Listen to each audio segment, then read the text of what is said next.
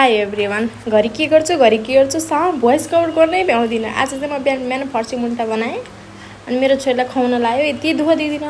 अनि आज चाहिँ मेरो दिउँसोको खाजा के भन्दा आलु पराठा बनाउने भन्ने सोचेको, किनकि बाहिरको कति खानु हो, च्याउचो बिस्कुट चम्चा कति खानु खाँदा म दिक्क लाएर म चाहिँ अबदेखि घरै बनाएर खाजा लिएर जान्छु र घरै खाजा खान्छ भनेर चाहिँ हाम्रो बुढाबुढीको चाहिँ सल्लाह भएको थियो।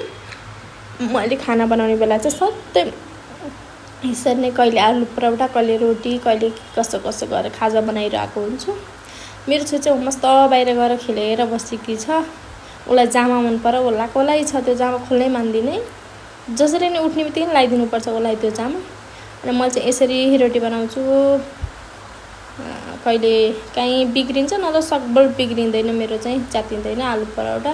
तर आज चाहिँ अलिअलि पिठो गिलो थियो, त्यही पनि सकेसम्म राम्रो बनाएर। मेरो छोरीलाई अनार मनपर्छ। उहाँ यसरी खाँदै डुल्दै गर्नुहुन्छ। अनि यहाँ चाहिँ म खानासाना बनाउन रेडी पार्दैछु सबै चिज। म चाहिँ त्यसपछि खानासाना खाएर पसलतिर दौडेँ। साथीहरू यसरी दौडिनुपर्छ। यहाँ नजिक बाटो, सर्टकट बाटो खोज्दा मेरो 5 मिनट लाग्दैन म पसल पुग्न। सर्टकट बाटो चाहिँ। अनि यसरी ढोका खोल्छु, सटर खोल्छु।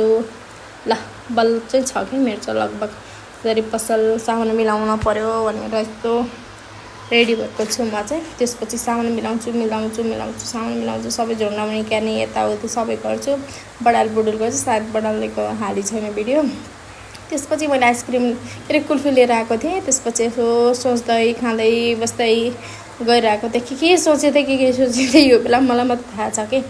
सोच्दै खाँदै गर्दा मेरो आधा दिनदेखि गइसकेको थियो। त्यही पनि मेरो भुन्डाभुन्डीहरू यसरी खेल्छन्।